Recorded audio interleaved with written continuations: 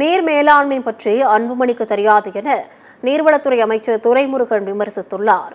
ராணிப்பேட்டை மாவட்டம் முகுந்தாராயபுரம் பஞ்சாயத்திற்குட்பட்ட கிராமங்களில் மக்களுடன் முதல்வர் திட்ட முகாம் நடைபெற்றது. இந்த நிகழ்ச்சியில் அமைச்சர்கள் துரைமுருகன், காந்தி ஆகியோர் கலந்து கொண்டு துவக்கி வைத்ததோடு நலத்திட்ட உதவிகளை வழங்கினர். பின்னர் அமைச்சர் துரைமுருகன் செய்தியாளர்களை சந்தித்தார். அப்போது நீர் மேலாண்மையில் எந்தவித முன்னேற்றமும் இல்லை என பாமக தலைவர் அன்புமணி ராமதாஸ் கூறியதற்கு பதிலளித்த துரைமுருகன், தமிழகத்தில் அணை கட்ட இடம் இல்லாத அளவிற்கு 48 புதிய தடுப்பணைகளை கட்டியுள்ளதாகவும், காவிரி முல்லை பெரியாறு அணை விவகாரங்களில் உரிய தீர்வு கண்டுள்ளதாகவும் தெரிவித்துள்ளார்.